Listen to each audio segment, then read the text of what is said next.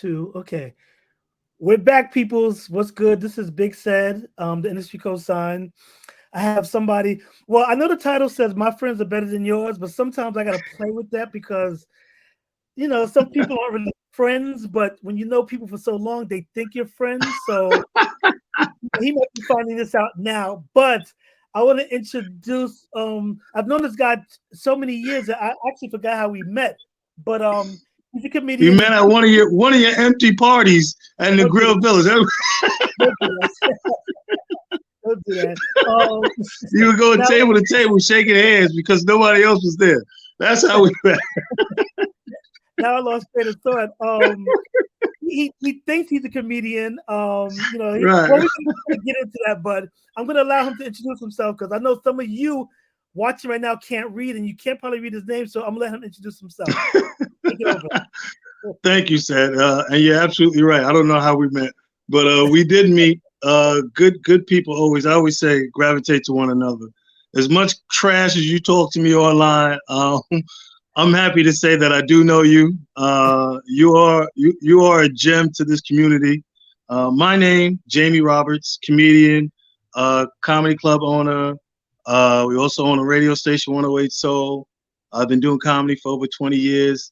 And just really business. I've been in the radio business for over 10 years. And just really business is how I met Mr. Said. Real talk, I think I met you at one of your after work events. It's And possible. that's how we started talking. But the funny thing, I just remembered right now that I think when I worked at Black Planet, you actually did a Yup, show there.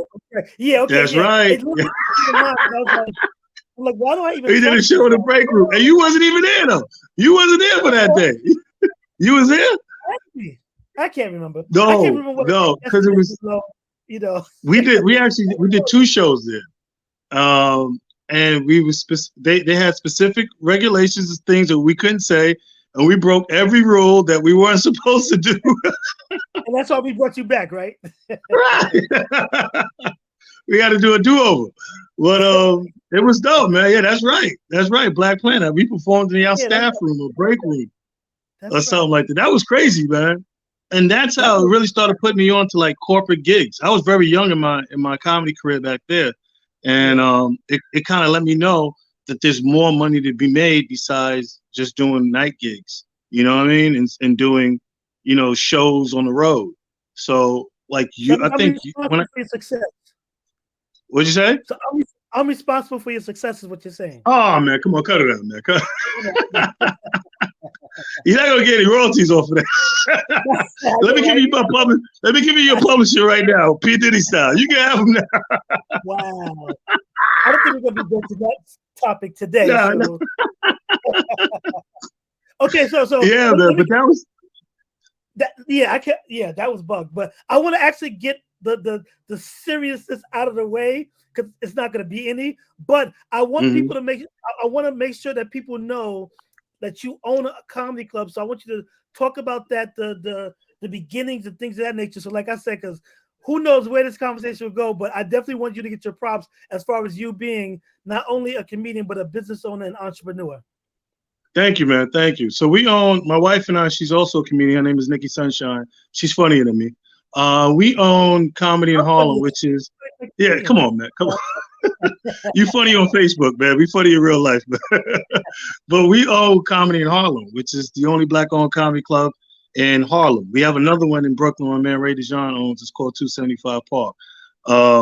But we own Comedy in Harlem. We opened up in 2021, right after the pandemic hit, and people thought we were crazy for doing it.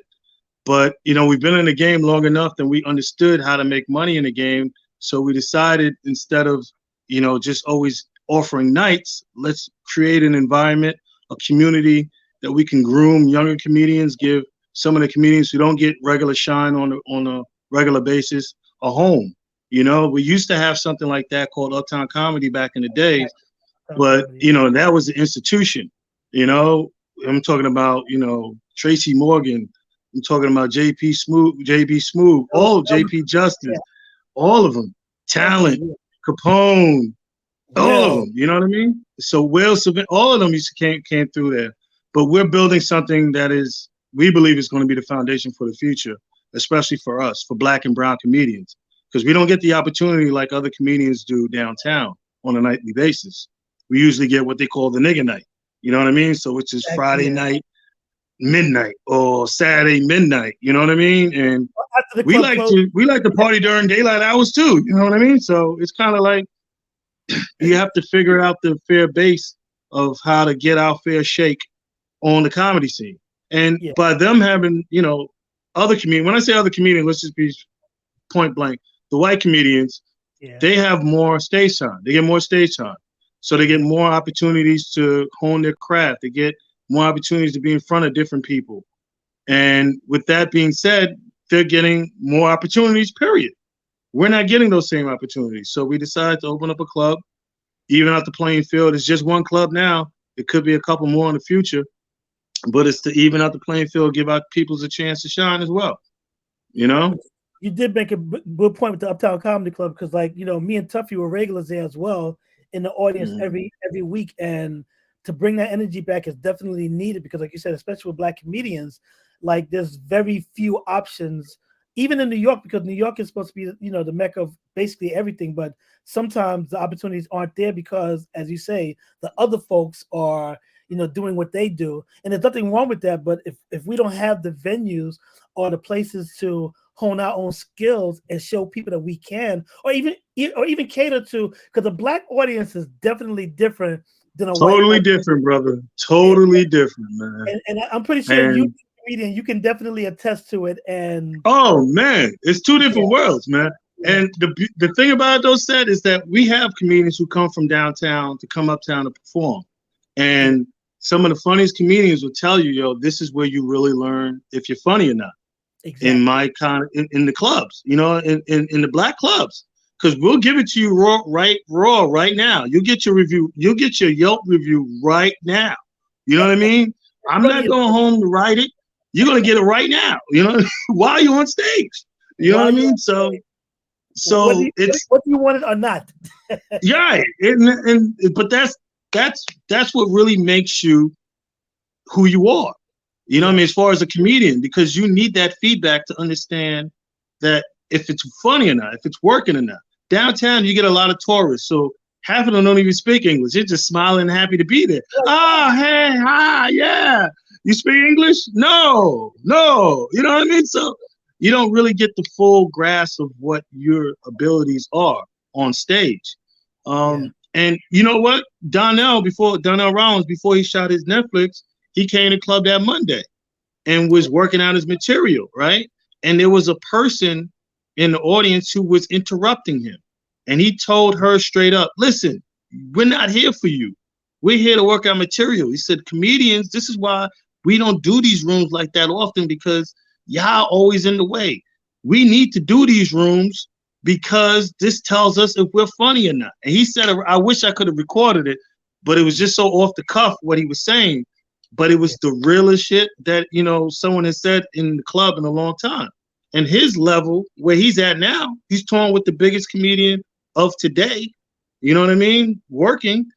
And he's still in these clubs getting it in because you have to. Yeah. That's the only way you get your real feedback.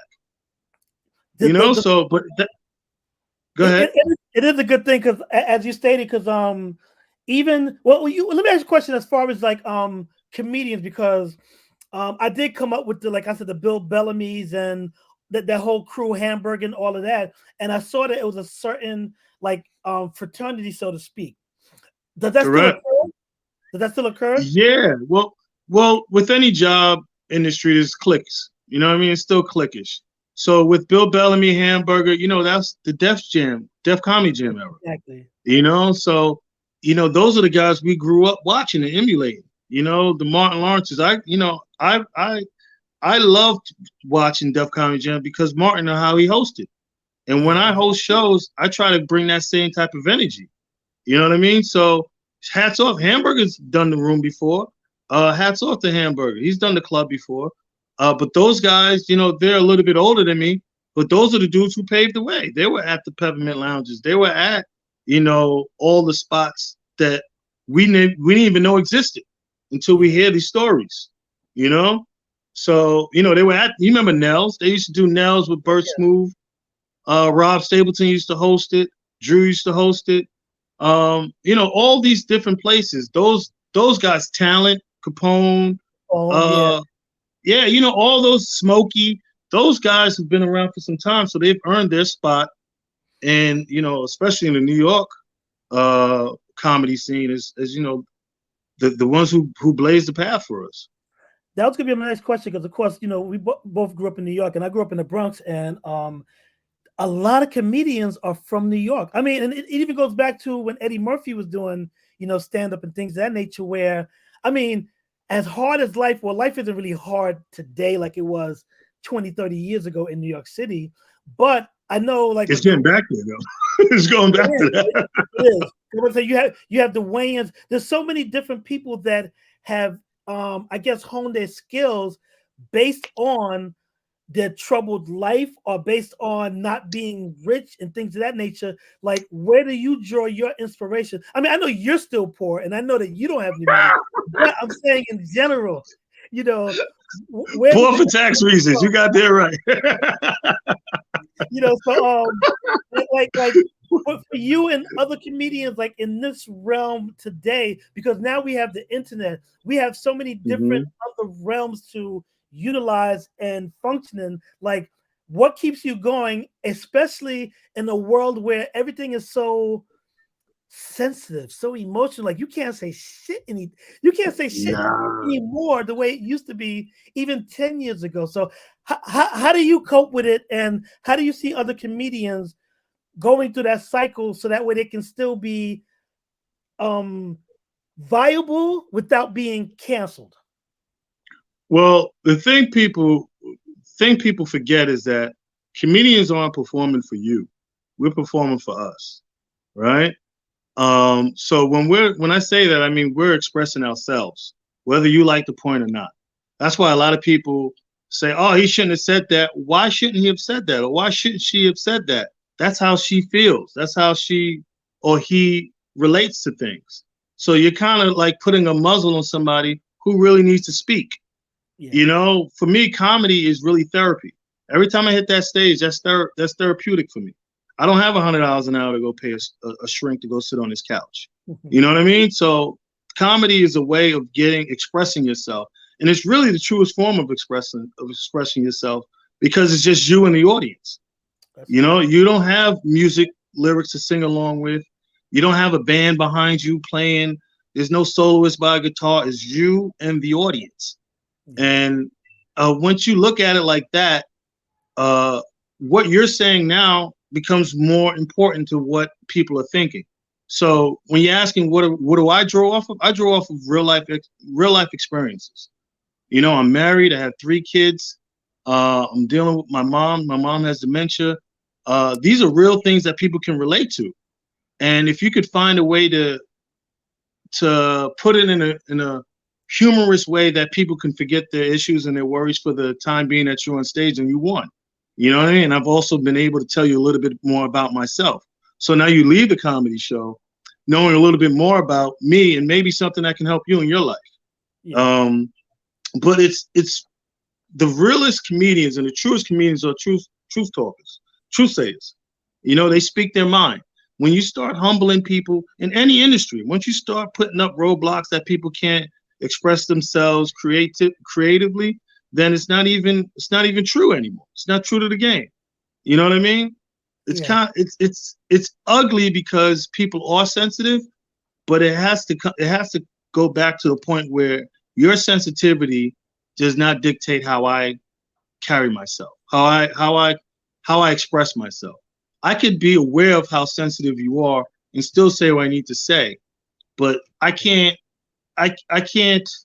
dictate how you receive the message. Exactly. You get what I'm saying? So, and that's the part where they're saying, "Oh, comedians, you want to cancel this guy." Why? First of all, the only people who can get canceled are people who don't have real fans, right? Because if you have real fans, if you have a real fan base who follow you through thick and thin, they will follow you. Yeah. They don't care what, you know what I mean? They don't care what the other people are saying about you. They're fans. And a fan is short for fanatic.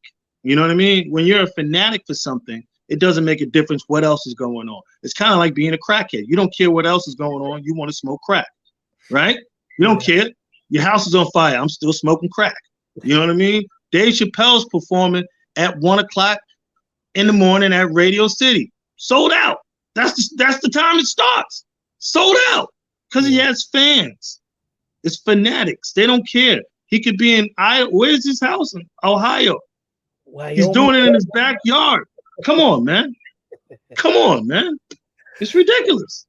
So let me ask you a question. My point is that when you start trying to limit people's creativity, it takes away from the whole craft.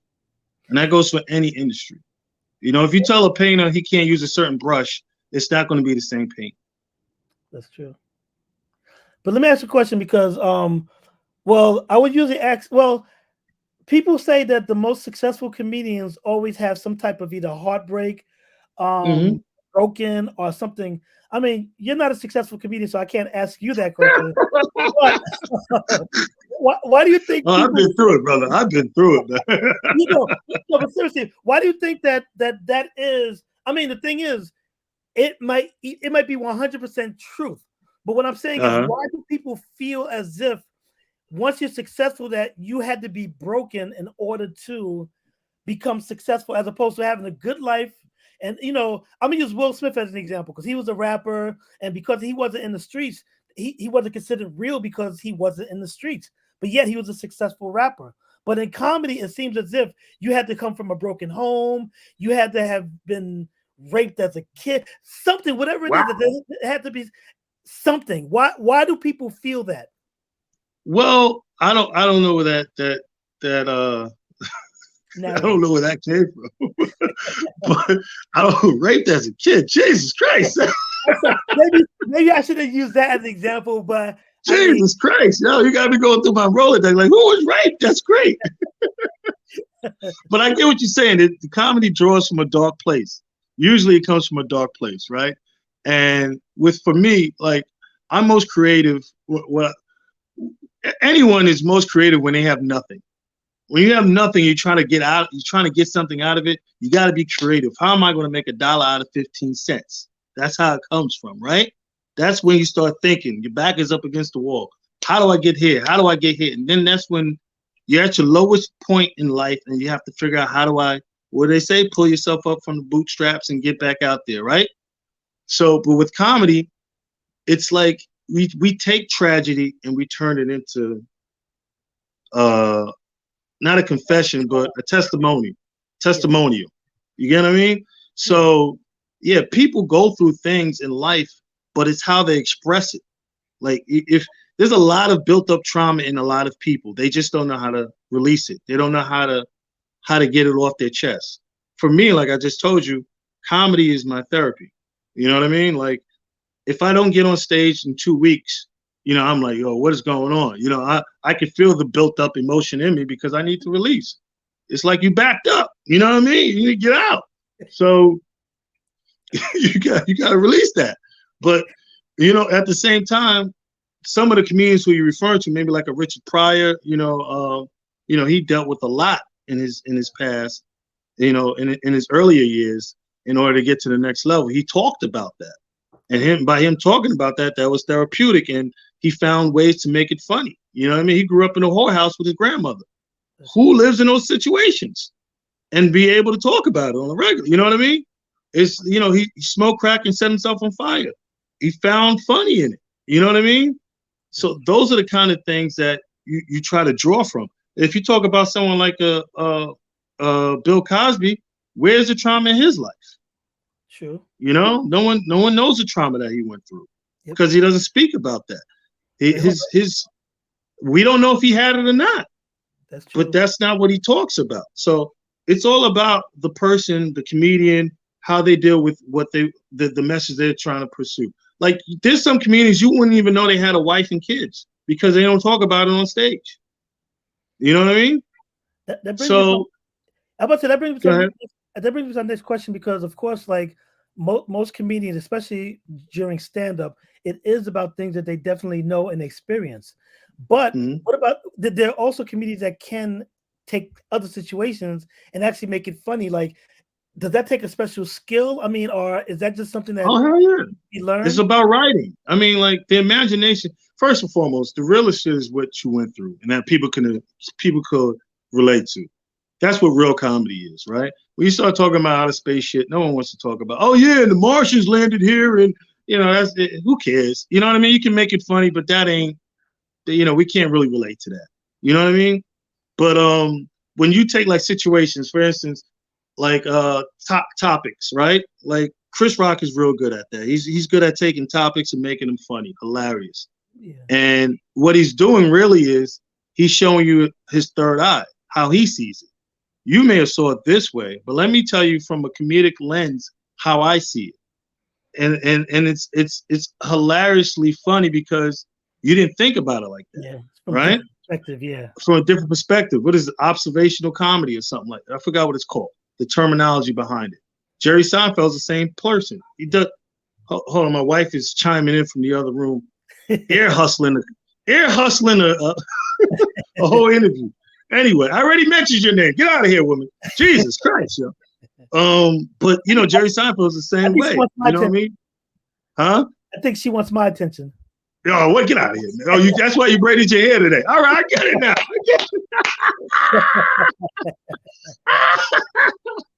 This guy saying, yo, she got a sister? Yo, she got a sister? Grimy, yo. Whenever a dude asks you if your girl got a sister, he really wants to smash your girl. But he's not trying to tell you that.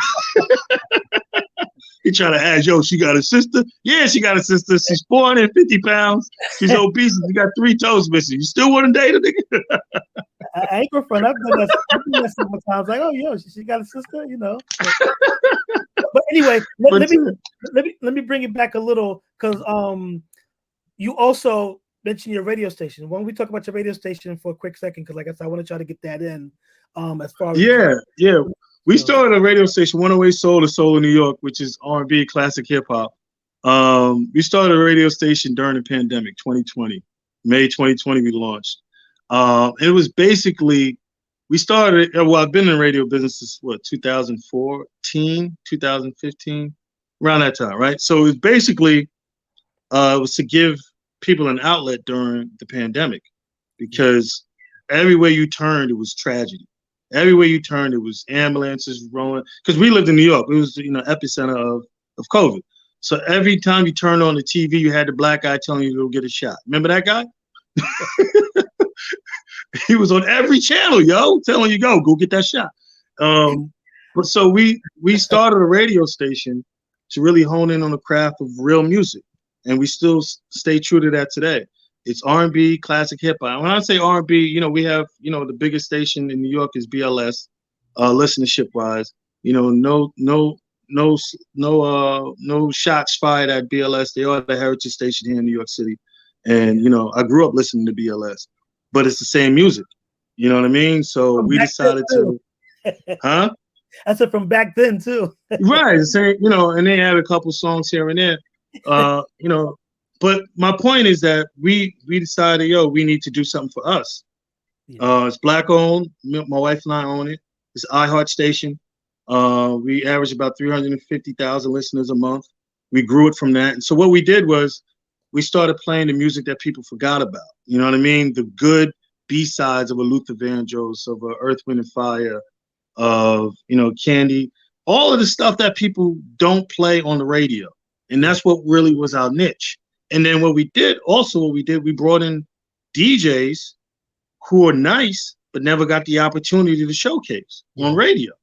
Because, growing up in New York, there's only but 5 DJs that we grew up listening to, that some of them are still on the air now. Yeah. No disrespect. Shout out to Red Alert. His party's tonight, whatever. But, shout out to Red Alert. He's still on the air now.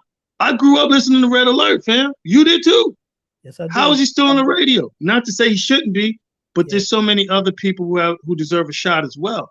Yeah. And so, we kind of created that avenue for people to express themselves musically on air. As far as DJs are concerned, we gave them their own show. We had billboards running through the subways. Long Island Railroads, advertising the station. We're part of the West Indian Day Parade every year. We're on the Brooklyn Borough President's Float. We provide the music for them. We've done flyaways. Last year we went. Well, this past summer we went to Grenada. The year before we went to Los Cabos. We went to St. Martin. Next year we're going to Antigua, and we take about 70 to 100 listeners with us every time we go out. So it's a growing thing, and the most rewarding thing about it is I'm able to put my people on. You know what I mean? Yeah. And that's I love to see that, and I've known some of these DJs for years, and every mix weekend they may get a shot here, may get a shot there. That's an hour out of a year. Yeah. You're talking about a year. You know what I mean? You're getting 2 hours out of the year on the station. And I'm like, you nice though. Why aren't they giving you the opportunity? But it comes down to the gatekeepers and people who don't want to give people the opportunity to be great. Like my man Mel Starr says, everybody deserves a chance to be great, right? So, but that's the point of it. Is like if we don't do for each other, we're never going to get to the next level. They always talk about the crab in the barrel mentality. That's old business, man. We've been reaching out, especially after situations with Black Lives Matter, empowering Black businesses, each one teach one. I graduated from Hampton University, so it's instilled in me to reach back and help people. You know what I mean? It's instilled in me to help our people, no matter at what cause, by any means necessary. I'm more Malcolm than Martin. I tell people that all the time. So if I need to help my brother, I'm going to help you. If I need to help my sister, I'm going to help you. If I can't help you, I'm going to let you know I can't help you. So there's no mismanagement of expectations. I don't want you to be misled in any way. If I could, I think I even asked you, said, to get on the station. But it's like, you have to understand the commitment to it as well. Like we've had people who started and stopped, you know what I mean? And they didn't believe in it. But at the same time, I know the world opened back up. So you got gigs here, you got gigs there. So you got to do what you got to do. Make your money. I'm not mad at you. But at the same time, you have to understand that this is a base. This is home base. Yeah. You know what I mean? Just like you playing tag, you always run back to home base because you know it's safe. If you don't come back to home base, you're just out in these streets now, fam. I can't help you. You know what I mean? I can't help you. You're dolo. Well, that's you said, even when you offered that opportunity, like I'm one of those honest people where if I know I'm not going to keep it up, then I don't want to waste somebody else's time because and I appreciate that and will do it probably even better or have the dedication necessary because, like you said, there are some people that are not given that opportunity, so it'll be unfair to take the opportunity from somebody who wants that opportunity as opposed to just giving it to somebody. So, and I do appreciate that you did reach out to me for that opportunity. And, yeah, no doubt, man. And when I was building the team, because it comes down to a point where, we're at an age right now, fam. We don't have to work with people we don't want to work with, right? In your 20s and your 30s, you were forced into a cubicle and you hated the guy who was on the other side of the cubicle or the woman who was talking too much in her cube. And you had to go through it because that was life. You know what I mean? That was life. That was your job. We're at an age now that we can dictate who and when we work and who we work for and who we want to work with. So if I'm able to build a team, I'm going to build a team with people who I know, who I trust, and I know can get the job done, right? Nobody goes, it's just like the NBA draft. You don't go and draft the worst player that was in the draft. You draft the people you know can get the job done, who you trust. That's why there's tryouts. That's why there's interviews. But there's also this certain thing of, I know these people. You know what I mean? And I know these people have never gotten an opportunity. If I can give them an opportunity to shine and go on and do great things, then go ahead. You know what I mean? I always say 108 Soul is not, this is a start. It may be a starting place for some folks, but it should be a springboard to get you to the next level. Because you don't make your money being on the radio. You get your money because you're on the radio. If that makes sense to you. Exactly. You know what I mean? It's not like, those other endorsements don't come unless you're on the radio. You know what I mean? Yep. So, and then that's when the real money comes. Yeah, because you could be the nicest, but if nobody knows it, then nobody knows it. You're not getting no money. Exactly. Is there anything else that you outside of the comedy and the radio, is there anything else that you want to do or that you're doing as an entrepreneur? Well, well, this is fairly new, and I was joking about Puff earlier, but we're actually starting a record label for the comedy club, and that's really because I'm teaching now classes to comedians on how to gain more streams of income, not just comedy on stage, not just stand-up comedy, because if you're going to be a comedian, you have to understand what's your end game, right? So back in the day, they used to put out comedy albums. Yeah. People are still eating off those royalties from comedy albums. And comedians don't get that point. They don't get that understanding that once you record something and you put it into the world, you get your royalties or your residuals off of it. Every quarter sound exchange, you get a check. Yeah. They don't understand that part. They don't understand the part of you working to get to the next. Hold on. Yes, ma'am. Huh? Both. I don't want to talk to her. Okay, cool. Yeah, she just she comes in and just butts in whenever she wants. Anyway, I'm standing on business. Come on, man. Jesus. You see what I deal with, man? But we're teaching classes now, right? Yo, man. We're teaching classes now to educate comedians on the business side of comedy. Yeah. And that's important. It doesn't even make a difference anymore how funny you are or if you're the funniest person in the bunch. It's about how you can market yourself and how you get to the next level, business-wise. Yeah. And a lot of comedians don't understand it. A lot of comedians don't even have their own website. A lot of comedians don't even have a business card. You know what I mean? So if you're going into these meetings and you're like, yeah, what's your number, whatever, and you're pulling out your phone, a lot of people don't even understand. There's digital, you can have a digital card right on your phone. I have that. You know what I mean? Yep. So, but they don't get it. It's like the thought process is like, I'm just going to keep doing shows and hopefully somebody picks me up and, I'll get funny one day. But even if somebody picks you up, you still should learn the business side of it because you're going to end up getting jerked. So the thing that we're working on now is Comedy in Harlem, the record label, which also manages comedians. So, we have a production house, we're shooting specials. We have a show that's going to be aired on Tubi called No Headliners, which features all the up-and-coming comedians who are not headlined any comedy clubs in the nation. They're funny, but you just don't know them yet. You know what I mean? And we're doing it all in Harlem. Everything's coming straight out of Comedy in Harlem. It's a podcast network up there. It's a production network. It's everything that we need to do for each other. It's underneath one house. And the beauty of it, said, is that we have the venue. That's always the hardest part.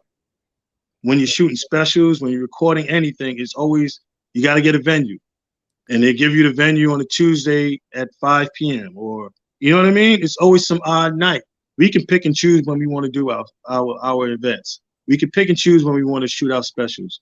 We can pick and choose when we want to record our specials, our soundtracks. And, that empowers us to make bigger moves on a larger scale. And you don't have that limitation of having to find a place or find a time. So right. It's us. We decide. And, people are coming to us now to shoot their specials, to use our location to do their podcast. And it's a beautiful thing because, everywhere else they go, they're getting a no. Yeah. They're getting a no, we can't do that. And they come to us like, yeah, this is what we can do. Let's start the conversation with how can we help you rather than what's going on? What do you need? You know what I mean? When people come in a room and they ask you, how can I help you? That just opens up the door to 1,000 questions. Oh, you don't want something from me? You want to help me? You know what I mean? Yeah. And it's like that type of mentality will get you to the next level. Because if I help you, said, you know what I mean? There may be one day in your world that you can help somebody else just because I helped you. You know what I mean? And it just trickles down. But when you're in the mentality, oh, I'm gonna help you because I know one day you're gonna get to a level, you're gonna have to help me. That's completely the wrong attitude and energy that you need around you. I only work off of good energy, family. I don't care how much money you got. If your energy is horrible, I don't want to work with you. Yeah. I don't want to work with you because I'm not going to sleep good at night. I'm not going Yeah. to sleep good, man. And that's probably why I'm still broke, because I've walked away from many things where I'm like, nah, it doesn't feel comfortable in my heart, and it's like, if it can't Still, happen, bro. it's not going to happen. But You know, but you still collected from the Grill Village somehow, some way. Every time somebody buys a rum punch, you still get a percentage of it or something. I was at the Village like 2 weeks ago, so I You was was like, over there? yeah, Yeah, yep, man. That used to be the spot, yo. yeah. People trying to get me to come out of retirement. I'm like, I'm not doing parties anymore. But I know I'm going to end up doing something, but not on a weekly basis, because it takes a lot of. Nah, you need to do like a day party. Because we don't do night parties like that no more, man. We at a certain age where you get in and get it out. You know what I mean? Unless it's like an after party to a concert. But even when I was doing it, it was after work. It was still early. Right, right, So right. we got to go earlier now. It's like, wake up, hey, go to a party, then we can do it. Right. I think you did an industry cosign reunion party, you know what I mean? You know, hosted by whoever, because you know everybody. You know, all the 90s rappers who don't have hits no more. You know all of them. Um, And they know me. and they know you. Hey, Yeah. it goes the same way with comedians too, because I know. Yeah, you're absolutely right. You're absolutely right. I was just telling people that it's like I grew up watching certain comedians, and now they're asking me for spots at my club, which is mind blowing to me. Yeah, You know what I mean? And that just shows you, always remain humble in this world, because you never know where you're going to end up. definitely. And don't burn bridges. I mean, like, it's business. Never make it emotional. It's That's the number business. one. Never That's make the it number one lesson emotional, man. people need to learn, because I've seen some people throw lighters and matches and flamethrowers and couldn't come back. So I'm like, Can't woo, come back. you know, You got to humble yourself when you come back, and now we really know how you feel. You know yeah, what I mean? So the opportunities aren't as abundant as it used to be, because you showed your hand. yeah, You know what I mean? But again, if you really feel that way, then don't work with the person. yep. Don't work with them. That's just plain and simple. We're at a point now you don't have to work with that person anymore. I If you just, don't, I do also, based on my experience, I do know that everybody can get a second chance. It's a matter of yeah, whether it's given to them or whether they can take advantage of it, because people love a comeback story. yeah, man, yeah. Some of these people Second can't. chances. Some of these people can't. Second chances are always a great story. You know what I mean? They're better It's stories. I got good see what examples. you've done with yourself now. You've Yeah. learned your lesson, and this is what I've grown. This is how I've grown, right? So And that's true, man. And that goes back to, you're talking about comedians and how they pull from a dark place. They coming back. It's a second chance. It's a second opportunity to right the wrong in their lives. You know what I mean? Like, I'm gonna tell you right now, like, when I was broke, I mean like $20 in the bank, broke, no place to sleep. yesterday, That was 3 days ago, right? So I'm just close to my heart, right? before I hit the But number. God, it's horrible, man. But listen, man, that's when I got the most Before getting creative. married. Man. Jesus Christ! All right, go ahead. Go ahead. My bad. Go ahead. You want to get on stage, man? You still auditioning to get on stage? That's That's what a you're doing. hard job. I can't be a comedian. That's a hard job. So, but go ahead. But what I'm saying is that, like, those are the things that those are the days that really ground you. It keeps you grounded and lets you know that, I can do this. I can do this. You have to really be able. Some people just go crazy and shoot up the mall. You know what I mean? But you have to be able to really gather your thoughts in that time of loneliness, for lack of a better term. Yeah. You have to really understand where you are in life and how to move forward. Because if you don't, you're gonna be stuck in a rut for a long time. Long A time. long time, man. Might not And get I out. always, you ever see a homeless person, like, you wonder how did they get like that? What happened? How did this happen? How did this become you? Right? And it's always a story sometimes you hear about, like, an NBA star or a football star, and now they're living out of their car or something like that. And you always wonder, like, how did it become you? How did that happen to you? And my only thought process is that they weren't able to gather themselves to reflect on what they had and figure out how to get back to it.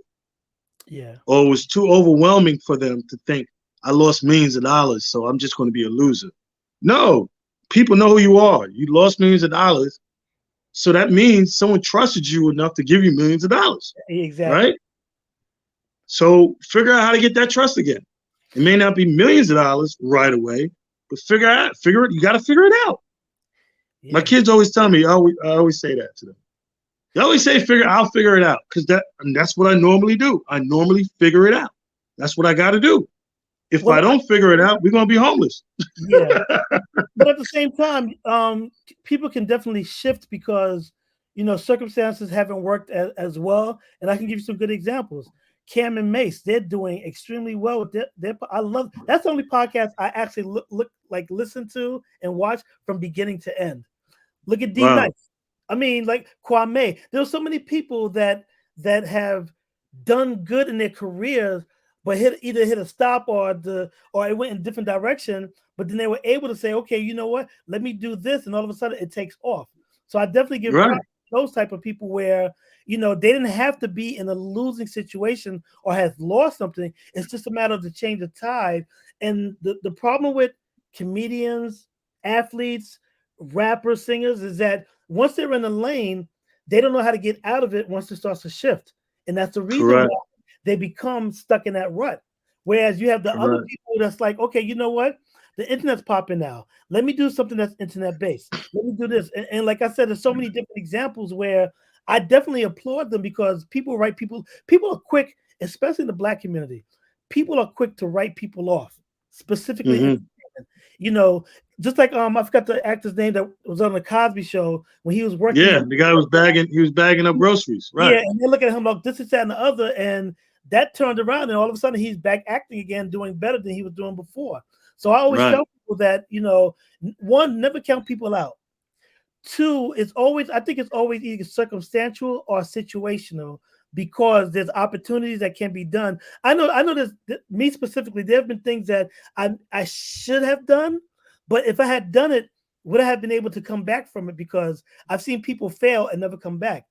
I don't want to fail. I'd rather stay on the same level and never rise than to actually fall. And I see so many people that have fallen because of the egos, the mindset, or because they just didn't want to do it.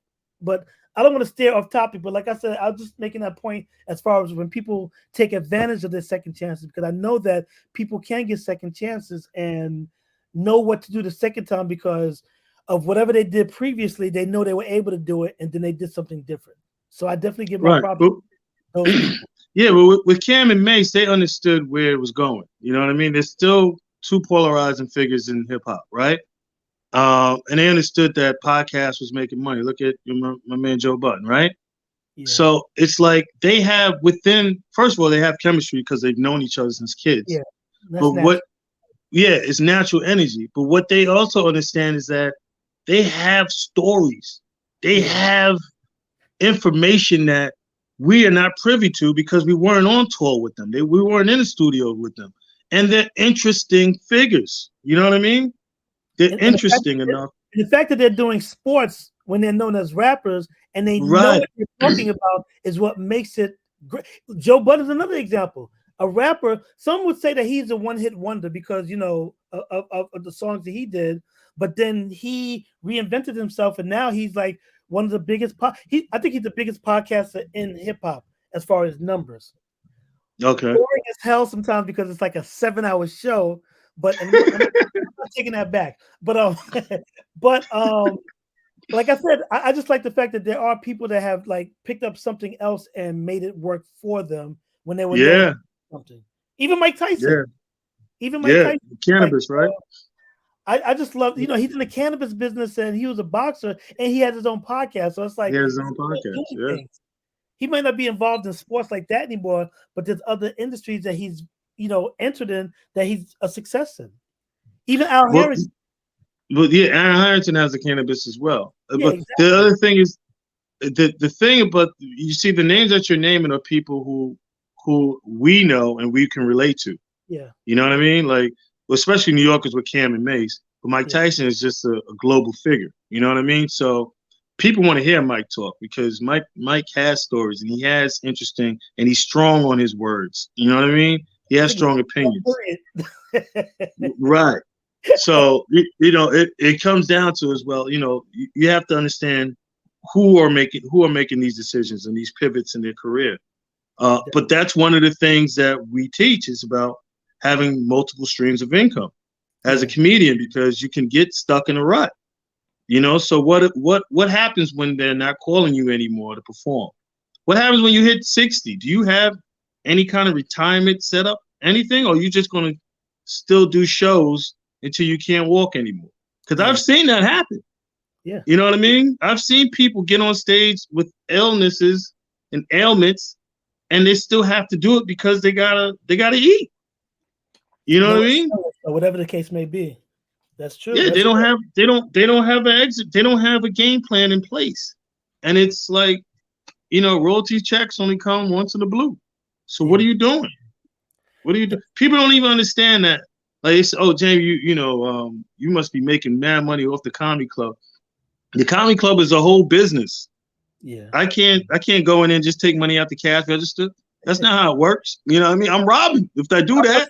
In most businesses, that's how it works. That's not how it works. You know what I mean? That's not how it works.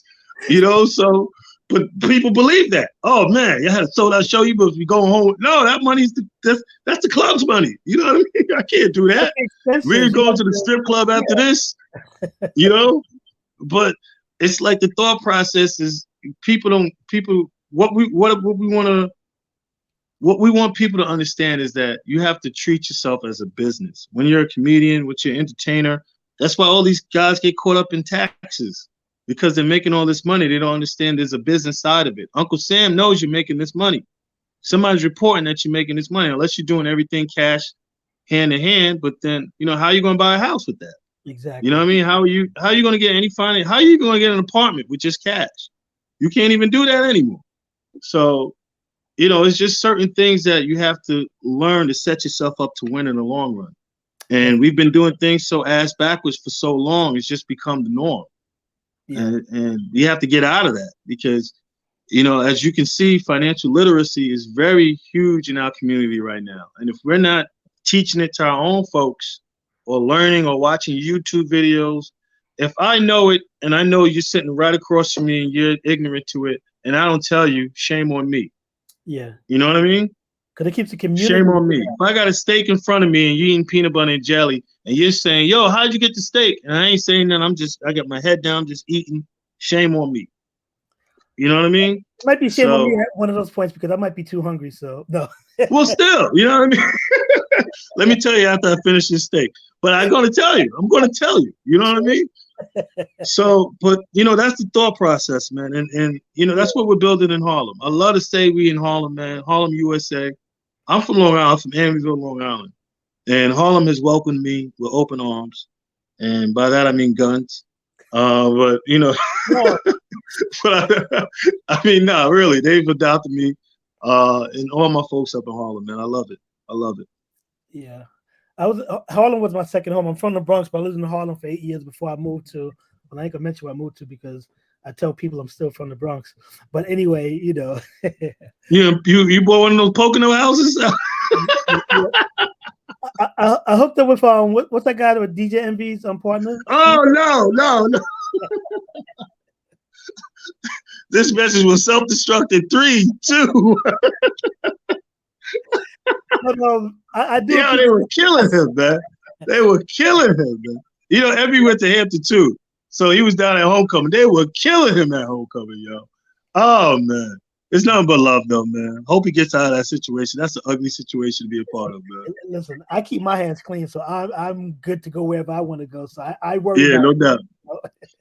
But no doubt. I appreciate you definitely coming on board. Is there anything else that you like anybody to know about, or you have any upcoming shows or anything that you want the audience to know in general? Just keep supporting us, man. We've been able to get a lot of traction, PR work. We've been able to get showcased. Where can I go? Oh, comedyinharlem.com. Comedyinharlem.com. That is, for the radio station is 108soul.com. That's 108soul.com.